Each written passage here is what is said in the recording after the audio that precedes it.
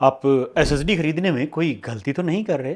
जानते हैं, हमेशा महंगे एक्सटर्नल एसएसडी खरीदने का कोई ज़रूरत नहीं है। आप एक खुद का हाई स्पीड एक्सटर्नल एसएसडी बना सकते हैं, और वो भी इनसे आधे कम दाम में। आज मैं आपको स्टेप बाय स्टेप बताऊंगा एक सुपर फास्ट भरोसेमंद स्टोरेज डिवाइस कैसे बना सकते हैं, पार्ट्स कौन से लेने हैं और किन बातों का ध्यान रखना है। ये वीडियो आपके लिए हेल्पफुल हो सकता है, आपके पैसे बचा सकता है। बगैर स्किप किए आखिर तक देखना, क्योंकि मैं कुछ ऐसे सीक्रेट टिप्स भी शेयर करूंगा जिससे आपकी एसएसडी की स्पीड बढ़ेगी, आपकी काम करने की स्पीड बढ़ेगी और आपका डेटा हमेशा के लिए सुरक्षित रहेगा लंबे समय तक। तो चलिए शुरू करते हैं। सबसे पहले हमें चाहिए एक NVMe एसएसडी। आप वेस्टर्न डिजिटल ब्लू Gen 4 ले सकते हैं या कियोक्सिया की DRAM वाली SSDs ले सकते हैं। इसका TBW बहुत अच्छा है, ये SSD की लाइफ को बताता है। कियोक्सिया का ये जो मैं प्रेजेंटली है, इसका लिंक डिस्क्रिप्शन में दे दूंगा, ये भी बहुत अच्छी है। पर कोई भी लेना DRAM और TBW जरूर चेक कर लेना। सबसे जरूरी हिस्सा है इस सारी DIY का, वो है केसिंग। मेरे पास ये पाईबॉक्स का NVMe एनक्लोजर है। इसी का दूसरा भी आता है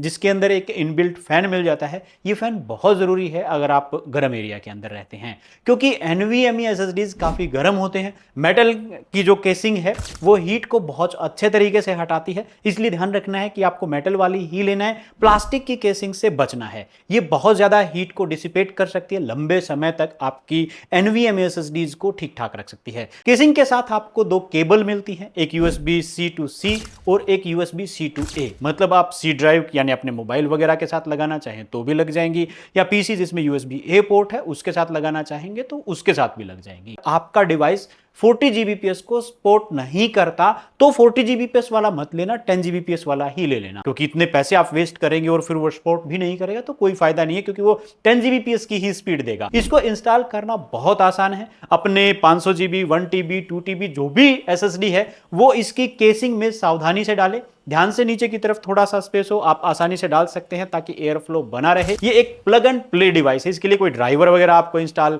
करने की जरूरत नहीं है। तो ये थी हमारी SSD बनाने का तरीका, परंतु एक छोटा सा स्टेप अब भी बाकी है। क्या करना है, जब आप इसको पहली बार पीसी के साथ कनेक्ट करेंगे तो डिस पीसी में शायद ये दिखाई ना दे, तो घबराने की जरूरत नहीं। आपको एक छोटी सी सेटिंग कर लेनी है। ये अभी अनलोकेटेड है जिसके कारण हमें दिखाई नहीं दे रही। सबसे पहले हमें इसको एलोकेट करना होगा। उसके लिए आप कंप्यूटर मैनेजमेंट में जाएं, डिस्क मैनेजमेंट के ऊपर क्लिक करें और आपको MBR और GPT का ऑप्शन मिलेगा। हमेशा GPT चुनें, क्योंकि MBR केवल 2 TB तक सपोर्ट करता है, क्योंकि आपकी तो 2 TB से कम ही बना रहे हैं, या 2 TB तक तो ठीक है। अदरवाइज मैं तो यही कहूंगा, आपको भविष्य में भी कोई और एक्स्ट्रा जरूरत पड़ जाए GPT ही ऑप्शन यहां पे चुने। पहले से भी चुन रखा होगा आपके लैपटॉप में, तो अगर GPT नहीं है तो GPT आप कर सकते हैं कि जिस ड्राइव में आप डाल रहे हैं सिर्फ उसको सिलेक्ट करके ही आपको GPT चुनना है। अब नई ड्राइव पर राइट क्लिक करें, जो आपकी ये ड्राइव दिखाई देगी, ब्लैक कलर की दिखाई देगी, उसके ऊपर आप राइट क्लिक करें, न्यू सिंपल वॉल्यूम को चुनें। अब एक ड्राइव लेटर असाइन करें, CDE हो सकता है पहले से बने हुए हो, तो उससे नेक्स्ट लेटर आप इसको असाइन कर सकते हैं और अब आप इसको फॉर्मेट कर सकते हैं। अगर आप सिर्फ विंडोज में इस्तेमाल करने वाले हैं तो NTFS चुनें, परंतु अगर आप मैक और विंडोज के लिए दोनों जगह पे यूज कर रहे हैं तो एक्सपैट चुनें। मैं स्पेशली यहां पे कहूं तो आप एक्सपैट चुनें, क्योंकि उससे कंपैटिबिलिटी बढ़ जाती है। आपका डिवाइस चाहे आप मैक के साथ कनेक्ट करें, चाहे आप विंडोज के साथ कनेक्ट करें, मोबाइल के साथ कनेक्ट करें, हर जगह पे एक्सपैट सपोर्ट करता है। तो इसलिए मैं भी प्रेजेंटली एक्सपैट में ही यूज कर रहा हूं, आप भी एक्सपैट के ऊपर करें। तो ये काम आपका हो गया। एक्सपैट यूज करने के बाद, एक्सपैट से जब आप इसको फॉर्मेट कर देंगे तो अब आपकी ड्राइव आपको विंडोज के अंदर दिखाई। एंड 1000 Mbps या 500 Mbps, इवन मैं ये कहूं कि 200 या 300 Mbps की भी हो तो आप इससे 4K वीडियो स्ट्रीम कर सकते हैं। इसके ऊपर इंस्टॉल करके सीधे गेम खेल सकते हैं और बड़े एडिटिंग प्रोजेक्ट्स को भी एडिट कर सकते हैं। क्योंकि मैं भी प्रेजेंटली जितने भी प्रोडक्ट मेरे एडिट कर रहा हूं वो मैं पूरा डेटा इसके अंदर ट्रांसफर करता हूं। उसके बाद पूरा जो भी प्रोजेक्ट एडिट होता है, जो भी वीडियोज आप देख रहे हैं, सारे डायरेक्ट इसी में से एडिट किए जा सकते हैं। ये विंडोज, मैक और एंड्रॉयड पर भी काम कर। अब इसके फायदे और नुकसान देखते हैं कि क्या फायदा और क्या नुकसान हो सकता है। सबसे पहले बात और जो सबसे इंपॉर्टेंट चीज है, कम लागत में ये बन जाता है, भरोसेमंद है। आप इसे बाद में इंटरनल ड्राइव की तरह भी इस्तेमाल कर सकते हैं, तो ओवरऑल बहुत अच्छा है।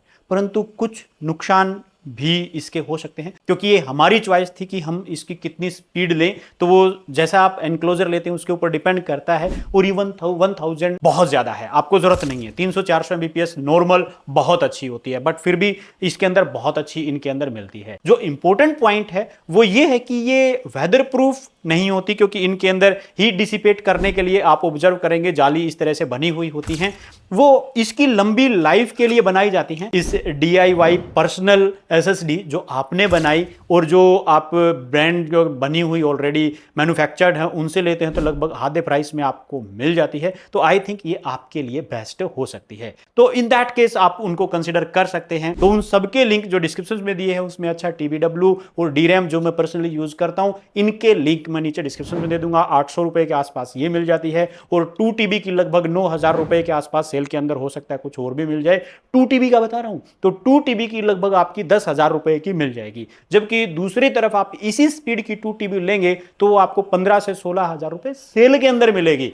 नॉर्मली प्राइस उसका बहुत हाई होता है। जिस भी कैपेसिटी की बनाएं आप एक्सटर्नल एसएसडीज को थोड़ा सा DRAM और वो चीजें जरूर चेक कर ले। बट अगर आप मेरे से पूछे तो पर्सनली मैं कहूंगा कि 1 TB मोर देन सफिशिएंट होती है। अगर आपको ज्यादा डेटा स्टोर करना है तो आपको हार्ड डिस्क ड्राइव खरीदने चाहिए। क्यों, कहां पे SSD नहीं लेनी चाहिए, कहां पे हार्ड डिस्क नहीं यूज आपको करनी चाहिए, या कौन सी किस काम के लिए फिट है, उसके लिए मैं पहले वीडियो बना चुका हूं। यहां पे आई बटन में भी उसका लिंक आ जाएगा और डिस्क्रिप्शन में भी मैं उस वीडियो का लिंक दे दूंगा, ताकि आप बेहतर समझ पाएं कि आपके लिए कौन सा या किस तरह का डिवाइस बनाना जरूरी है और आप अपने लिए एक अच्छी स्पीड वाली बेहतर SSD बना पाएं, आपके पास जो ऑलरेडी है उसका अच्छे तरीके से यूज कर पाएं। अगर उसके अलावा और भी कोई आपके पास सवाल या सुझाव है तो हमेशा की तरह नीचे कमेंट सेक्शन के अंदर लिखना ना भूलें। So this was all about for the day. मिलते हैं नेक्स्ट वीडियो में। Thank you very much.